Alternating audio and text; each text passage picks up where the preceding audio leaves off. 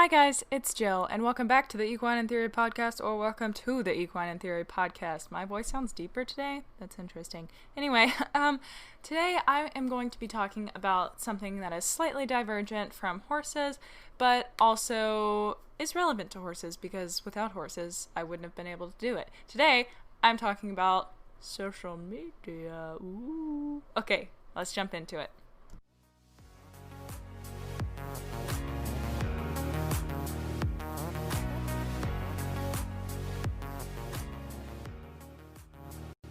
Okay, guys, so we are talking, aren't we? So, truth be told, I've actually had this idea for a post for a really long time, like either a blog post or a caption to an Instagram post. I've actually had one drafted in my notes on my phone for a very long time because I get asked all the time questions such as, how did you grow your Instagram and YouTube following? How do you get sponsorships? How do you get brand deals? How do you get started? And all of those questions I hope to answer today. So hopefully, if you are listening to this podcast just because you're an avid listener, you just get a dose of some interesting business how did you do from an amateur, or I directed you here because you asked me and I said I don't want to type it here, which is what podcasts have been great for, honestly. It has alleviated my thumbs and it has prolonged the inevitability for carpal tunnel that I will be enduring, I'm sure, in my near future. But I did want to talk about this because I do get asked all the time, and it's something that people are really interested in, so might as well talk about it. So, how did I get started? Well, I'm not even sure if that question is really relevant for me anymore. Like, when people always ask me, I'm like, this is tricky because 2019 is very different than 2012, 2013 was, which is when I started. So, little back history. I started on Instagram because I saw this girl. I forget her name, but her horse's name was Brit. I believe her username was like Palomino Princess or something to that effect. And, I just had my, regular personal account, and I saw that, and I was like, she has an account for her horse. And she has, I think she had 11K at the time, and I was like, no way! I was being critical because I'm a little competitive lady, and I was like, her pictures aren't even that good. Also, I was 14, so leave me alone. And I was like, her pictures aren't even that good, and her captions are like a sentence. I can do that, and I can do it better. So, welcome to arrogance. Hi. So long ago, back in when I smelled of arrogance and hope, I started my Instagram, and I actually started with an account that you can still find called Jill_Heartthrob with one T, because that was, my horse before Zoe's, jockey club name. So he was Heartthrob, and we called him Bo. And I was like, I have a horse. I want to start an Instagram account, so I'm going to do this. So it was Jill_Heartthrob. And I actually grew that account fairly quickly. It took me a while. I don't remember month to month, but I grew very, very quickly. And I think it took me about 6 months to hit 7K. The account no longer says 7K because the day I hit 7K, I got locked out of my account, and I did everything in my power to unlock it, but there was something screwed up with my emails. I also had an art account at the time, so whenever I would put in the username and be like, find lost account, I would type in Jill_Heartthrob, and it would say email sent to whatever email, but when I got to that email, it would say it was resetting for my art account, and I was like, the what? I didn't type in my art account. So I don't know, I tried forever. I tried to get people that could do it to do it, and nobody could. I don't know what happened. It just locked me out. Heartbreaking day for me. But something that was really impactful during that time was community, and that has dissipated a lot since the early days, since the days that I started on Instagram. And it was huge for the bigger influencers to get together and do shout out for shout out Sunday, or to like each other's pictures, or to hold contests like photo contests or who to delete contests. I never did those because I was like, that is way too much work. I'm not doing that. But people would submit photos under a hashtag, and you would pick the best ones, and then shout them out, and or the most creative ones or what have you, and people wanted to do the shout out. So when they would post their pictures, they would use your tag. People would find you through the tag, or there would be a stipulation of the contest saying that you have to follow so-and-so, which today has more graduated into like contests, like giveaways, which everyone got burnt out on so fast because giveaways quickly exploited you needing to destroy the sanctity of your page for them. And by that I mean like you would have to post the god-awful collage of brands on your page. I did it a few times, so I can say that. But I never made people post a picture of the giveaway to their pages. I don't think. If I did, I apologize, because I never entered many giveaways for that very reason, because I was like, no, my page is beautiful and handcrafted, and I do take a lot of time to make all of my photos sort of match. So no, not doing that.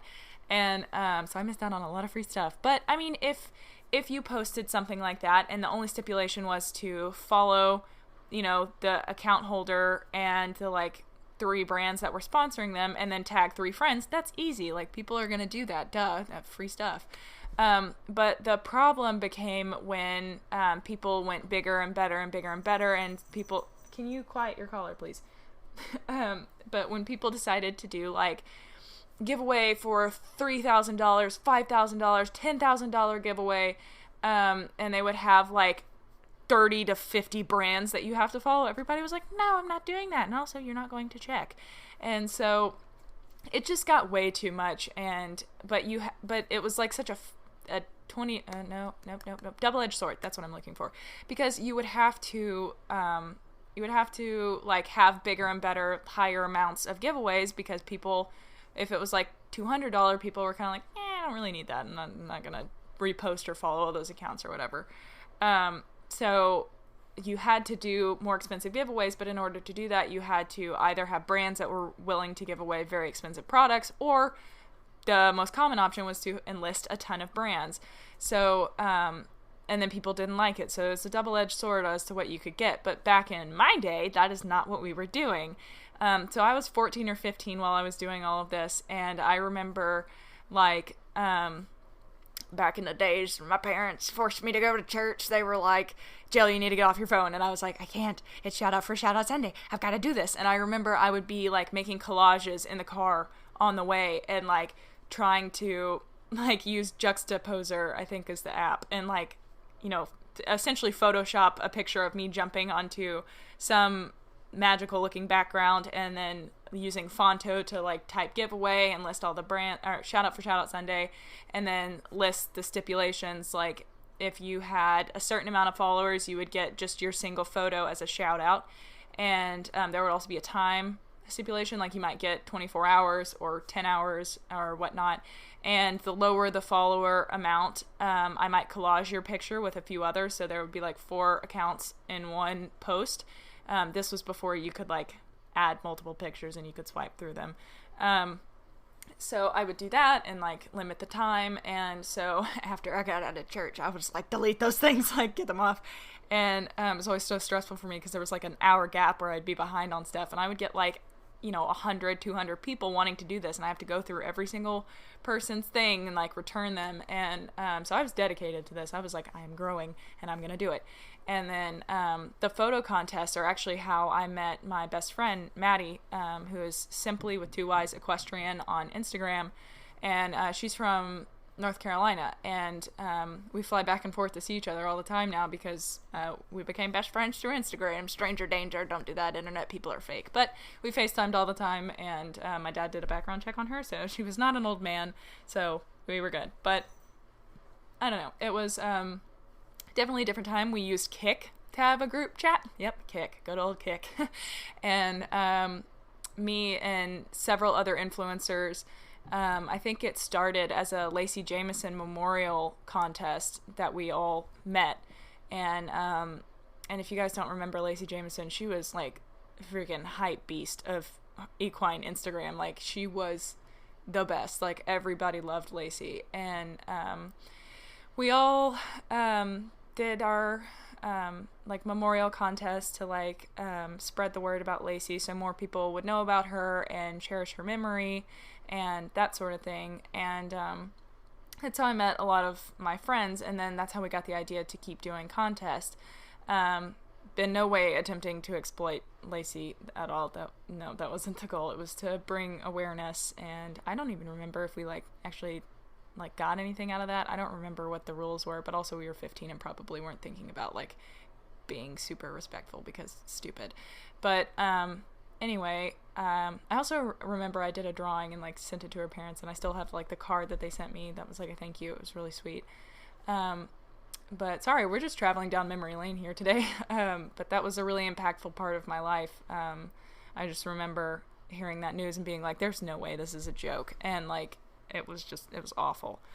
But anyway, moving forward, really that's just what we did. We just did contests, and that stuff doesn't fly anymore. You literally cannot do a photo contest or shout out for Shout Out Sunday. Like it's not a thing. People will murder you online for doing that. And so now you have to get more creative with ways to grow. Something that I also found useful when I was trying to grow, and that could still potentially apply today, is to make friends online. Not to use them, but like when you have friends that have similar amounts of followers, you can do things for each other. You can just casually share their account on your story or something and be like, they have awesome pictures, go check them out, and they can do the same for you. So it's a little more subtle than like, shout out for Shout Out Sunday, this is this person, follow them.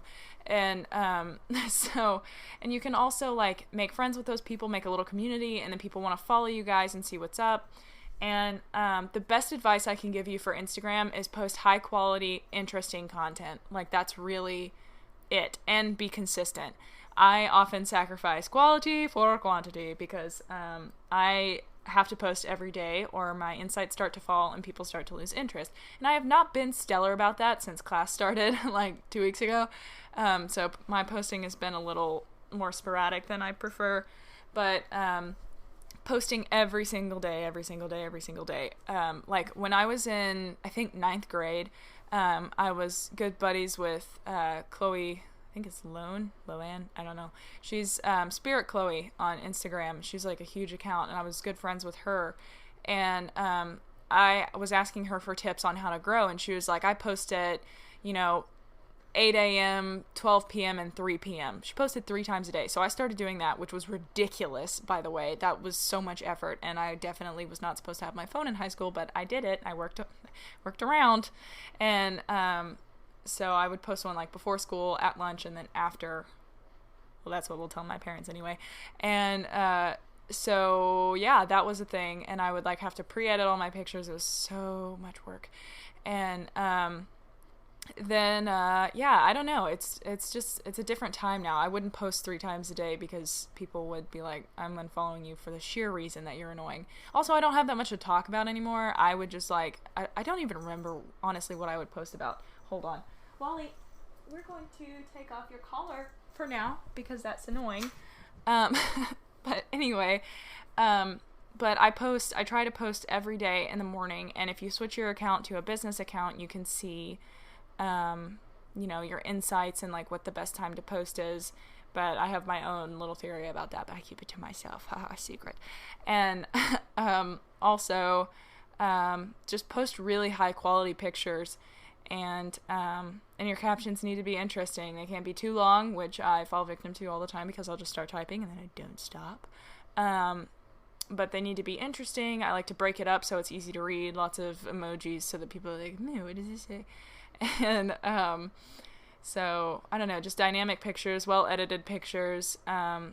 See, the thing is, if I post like a side-by-side of a non-edited picture and an edited picture, people will say they prefer the non-edited one. But then those don't get likes, so I don't do that.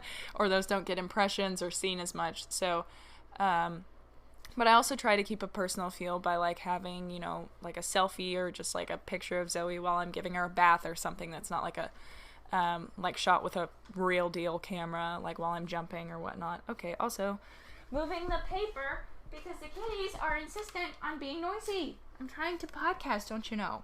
Anyway, So I think that about covers it for Instagram. I mean, you have to find your own way to grow and find your niche and how to connect with your audience, and just being yourself, I think, and being interesting is the most, like, solid advice I can give. Consistency, quality.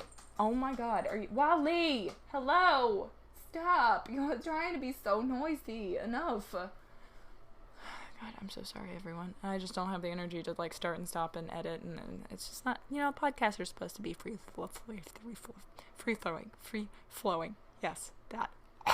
Anyway, I think that about covers it for Instagram. That's how I grew, and now I think I'm at, like, 88.7K, I think. I don't know, I fluctuate, because I lose, like, 300 followers a day and gain, like, 400, so it makes no sense. Like, I don't know why. I've tried asking, like, what I'm doing to lose followers, but obviously the people who have unfollowed me cannot answer that question, so, I don't know what I did to offend them and make them not like me, but they left for some reason.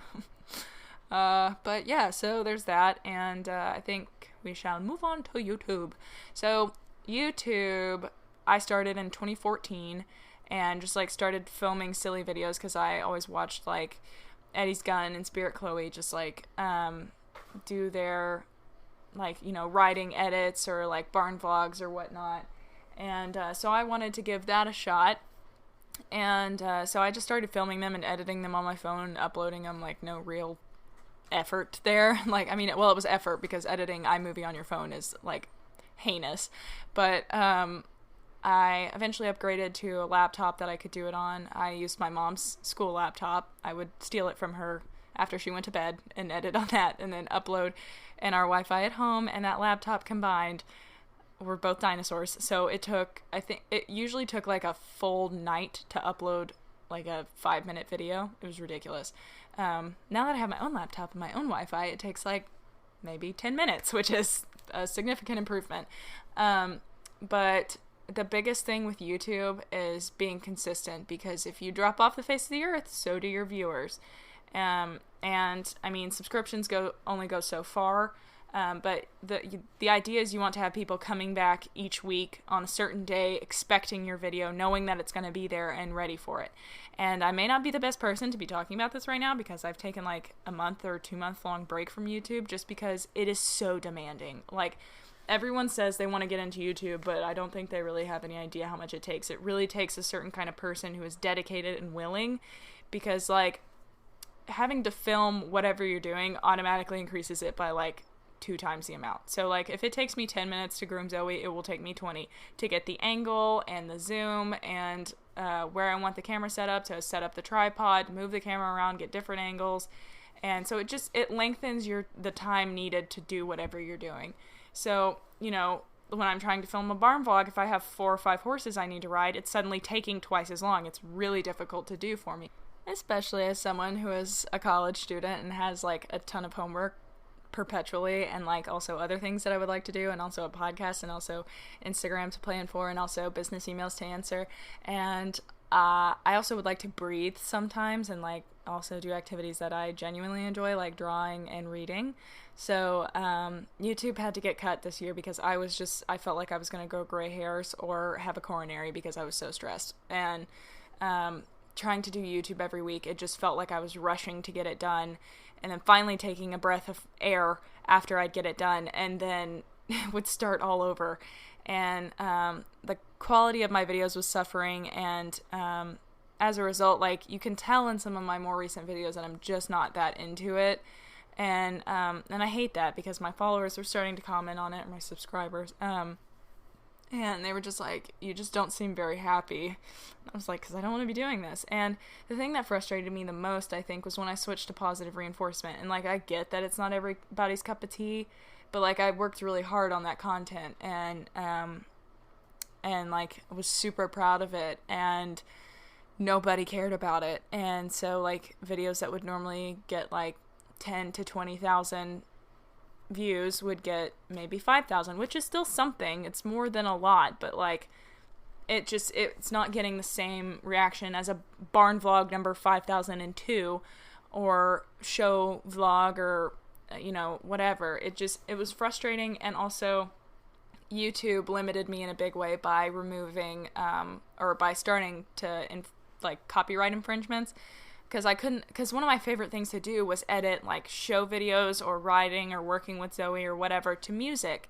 And once they started, like, being serious about copywriting and royalties and everything, it, like, totally took away my ability to edit anything to a song. And, so, I mean, I can use, like, instrumentals or, like, free music, but they're just not the same quality as, like, radio songs or songs that you listen to on Spotify. Like, it's not the same.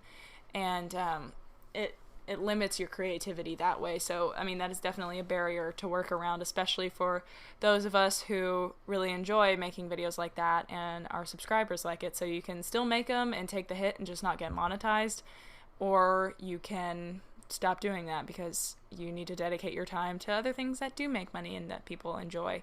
Because honestly, my favorite videos, even back in the day, were not the barn vlogs or the show vlogs. It was the writing edits, because I put so much time into that and timing Zoe's movements or Bo's movements to the music, and I loved every part about it. And those videos didn't do near as well as the vlogs did, or the saddle pad collection or whatnot. And, like, just the content that people wanted me to make was just not what I wanted to do. Like writing dares, I can't tell you how many times over the years I've gotten asked to do writing dares, and I just have never had a desire to, like, push the limits with my horse and myself. And I want to enjoy her and showcase what I enjoy about her and where we're at. And apparently that's not something that's particularly interesting to my audience anymore. So, I mean, that is something else to consider about YouTube. It's sometimes the content you want to make is not the content that your viewers want to see. And, I mean, I bet if I continued, actually, I don't know about that, because if I continued with positive reinforcement content, I mean, there might be an uptick, but there aren't that many positive reinforcement people. It's such a niche community that it would be a really long time before it started growing. And I haven't completely quit YouTube. Like, I still have video ideas, and I've got footage. I just need to find the time to edit it. And, but it's still in the back of my mind, and I still want to keep doing it. Just right now is not a super ideal time, and I really do need a break from it because it was really wearing me out. But I think that if it's something that you're really wanting to do, then you need to be ready to jump in with both feet. You need editing software. I don't know exactly what works for Windows computers, but I know for a Mac it comes with iMovie, which is fine to edit with. I mean, that's what I edited with most of the time. I just bought Final Cut Pro, I think the beginning of this year, end of last year, and there's a big old learning curve with it, but I like editing with it better now. But it took me a really long time because I was like, I just want to use iMovie. I hate this, but I was like, I paid $300 for this. I have to use it. So there is also that factor. I mean, you're going to need a computer that can do it, and editing software. And beyond that, it's not just, oh, I made a video here and now I have X amount of subscribers. You have to keep posting. You have to be consistent. You have to know how to promote yourself on social media like Instagram, which is where I got lucky because I grew my Instagram first, and then once I started posting on YouTube, I just sent my audience there. And then since my YouTube grew from my Instagram audience, then when people would come to my channel, they'd be like, oh, this is a reputable channel, they post good videos, and they have some amount of subscribers, so I'll subscribe. So having that, because it's really hard to get started when you only have like 4 or 50 subscribers. It's people come to it and you can have brilliant content, but they might be like, why don't they have subscribers? But they might still subscribe. It's just, I don't know. It's kind of like buying something that's more expensive just because it is, because you assume the quality is higher, I would suppose. But I would say that if you're going to do it, you've really got to commit. You can't just give up after a week, unless, of course, you decide this is not what you want to do. But it really does take dedication to grow. You have to keep posting. You have to post interesting content. I would recommend barn vlogs and show vlogs. And your content has to be quick. It has to move fast. You can't have any long, drawn-out monologues. Like, if you say an or take a breath, it pretty much needs to be cut, because people get bored and they lose attention. I watch most of my videos on 2x speed, not my personal videos. I watch those at regular speed because my videos are perfect, of course. But like other videos, sometimes I'm like, okay, all right, keep going, like speed it up, and so I like put it on a faster speed. But yeah, I don't know.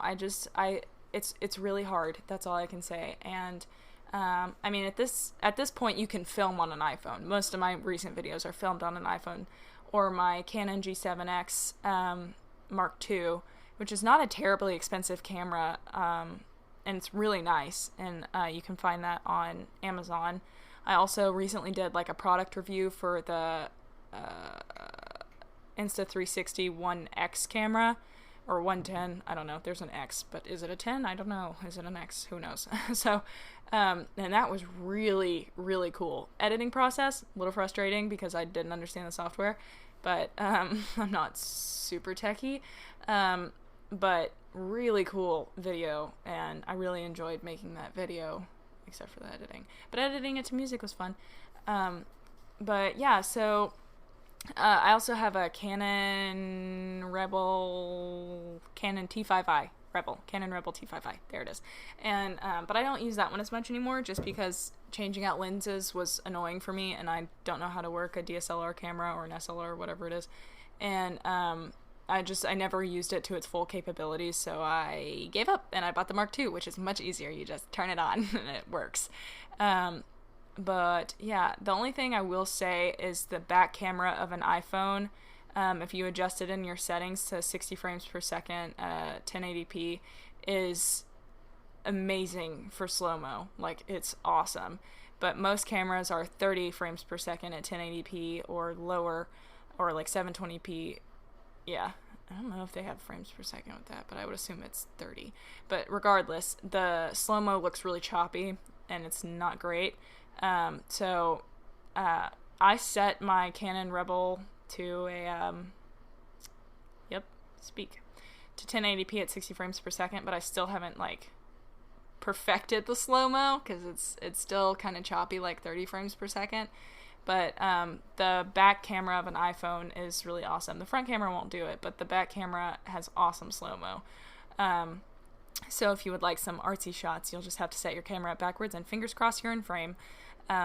So yeah, I think those are about all the tips I have for YouTube. I mean, really it's consistency, quality, quick pace, and predictability. Like, you need to, like, your followers need to be able to predict when you're going to post and what kind of content they will be getting, and you need to find out what kind of content they want, and also see if you can align it with what content you want to create, which is the tricky part.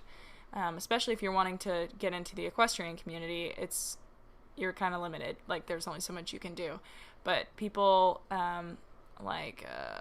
what is her name? Oh, I feel so bad right now. I totally forgot her name. She has a white pony, and she's cute. She's very nice, and I have totally forgotten her name. But she does really good with that. And I think there's also another girl that's Instagram is Pony Nuts, and she does really well. But she is more in touch with a younger audience, so it works as well, because, you know, maybe kids that don't have horses that are interested in it, whereas my content is more relevant to, like, people who are interested in training, and so it's an older audience, and they are not as keen to be on YouTube. So, I mean, it's a catch-22 for me.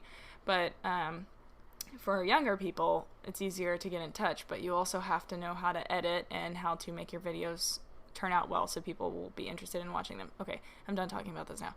Anyway, so now we should talk about sponsorships and how to get them, what they're like, and what to expect. So, sponsorships, I will say, are hard to get if you are a smaller account. So this would largely apply to people who are growing or are hoping to grow, or maybe even to brands that are listening. So here's the thing. Media marketing has become a huge, huge tool. Like, most brands you see now that are super popular are because they advertise on Facebook or through influencers or on Instagram.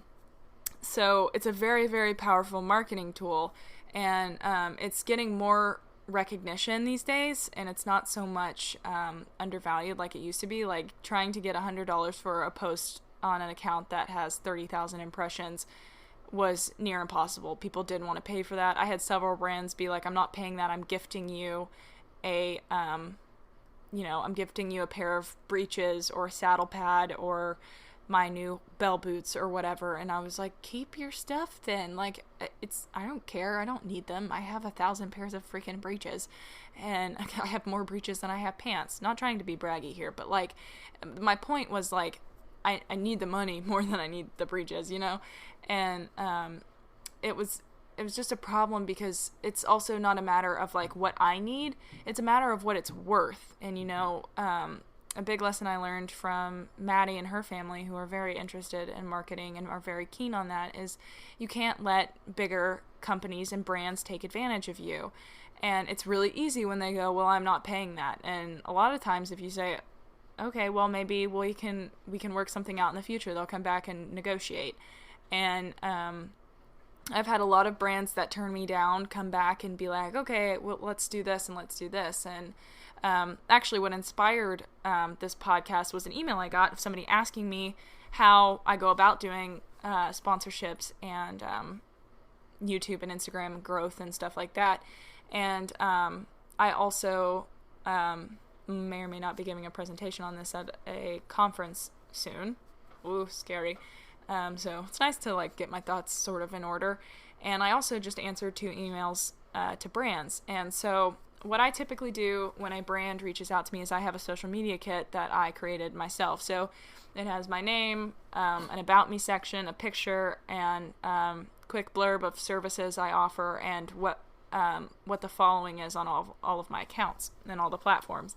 And then I have descriptions of each of the accounts and what they stand for, what they do, and then I have all their insights. So like this account gets X amount of impressions, X amount of story views, X amount of likes per post, which really are worthless, but or how far my account reaches, like outside of people who follow me, what percentage, and things of that nature. What are you guys doing? Can you please stop? So things like that. And then I have pricing. So I did some research on what accounts deserve what, and actually I'm lowballing like what market value is because equestrian brands don't pay as well as like camera brands or clothing or whatever. So blah blah blah. Anyway, then you can advertise, this is what it costs for a feed post, this is what it costs for a story post, this is what it costs for a temp post, like a temporary post, or what it costs per each account, or on my podcast, or on YouTube, etc. And really the only way to get brands to sponsor you is to be able to offer them something. You can't just expect to get free stuff. Nothing is free in this world, and if you haven't learned that by yet, it is time to grow up and realize it. And I used to get people DMing me all the time. This was a while back, but like, how do you get all this free stuff? And I was like, their brands are not just giving me stuff for free. I'm doing something for them. Yes, it may not take me that long to take a picture in it, edit it, and post it. It probably takes maybe an hour to do all of that. But at the same time, that's my time, and I'm risking it to my followers, because I don't know if you know this, but people don't like ads. And so, and I bet all of you groaned when I just played that ad there, but gotta make money somehow.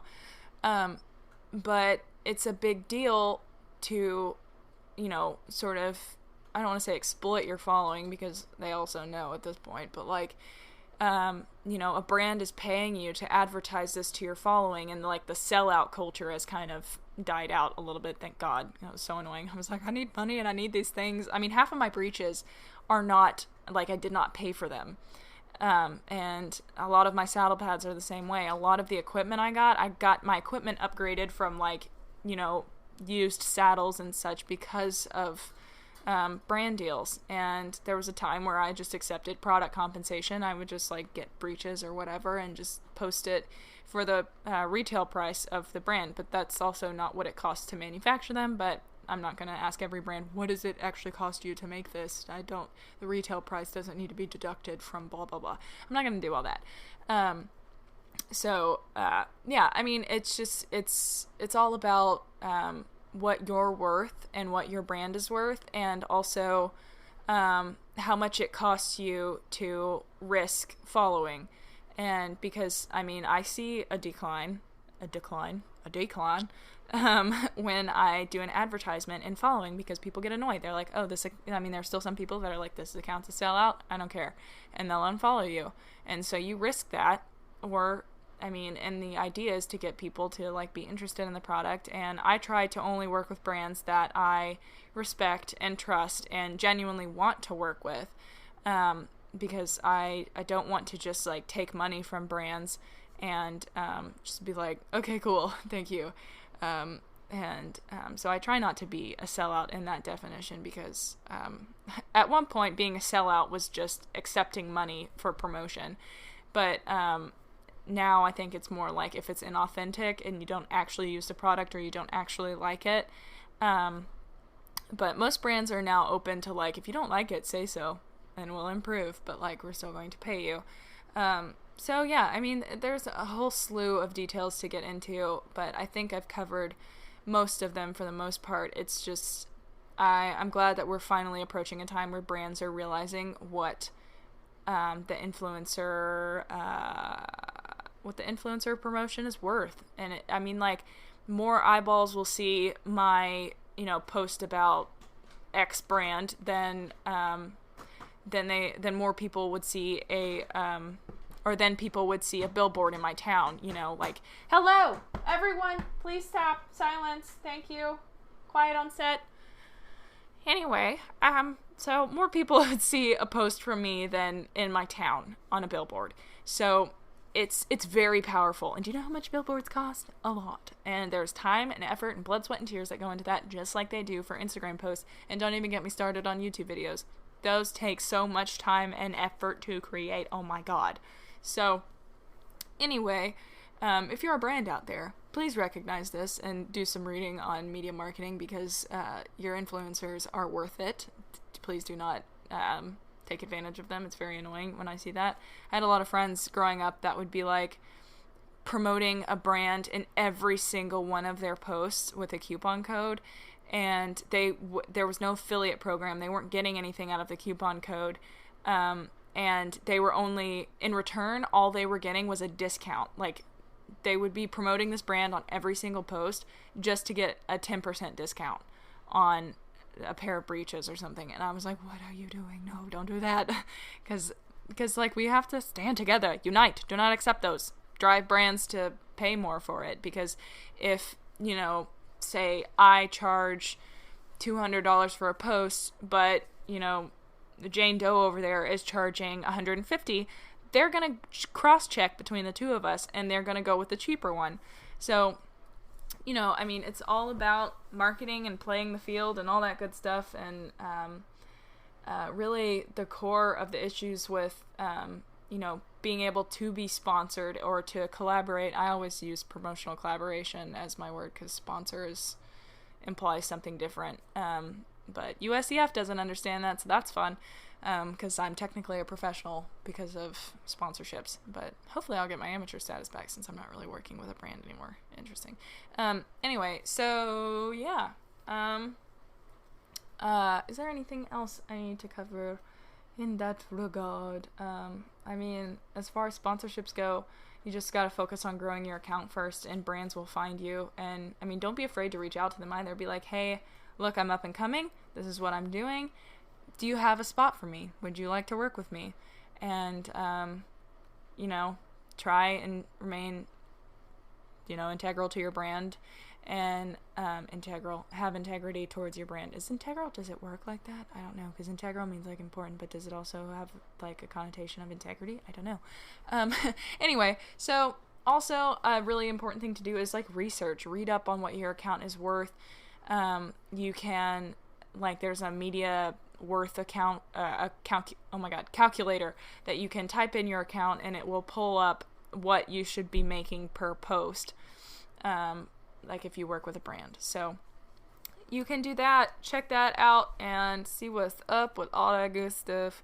And don't be afraid to get started on any of this. I know I'm kind of a negative Nelly, but I'm also in kind of a a dry spell with with social media. But I hope my tips were helpful, and I hope you realize the work that goes into all of it. And don't take it for granted. It's not easy. So yeah, I think that is all. Thank you for tuning in to the Equine in Theory podcast. For more from me and my ponies, you can check me out at JETEquiTheory. No, I'm burping during the outro. At JETEquiTheory on Instagram and YouTube. I also have a Facebook page if you're interested in that kind of thing, and a Twitter page, which I mostly complain on, so check that out. Also, I have a website, JETEquiTheory.com, where you can find available horses, positive reinforcement resources, a little glossary, more about me, my story, about the horses, and where to find me, and how to contact me. So, yeah, check all of that out, and I will see you guys next week. As decided. I like that. Next Tuesday. Check it out. Okay, goodbye.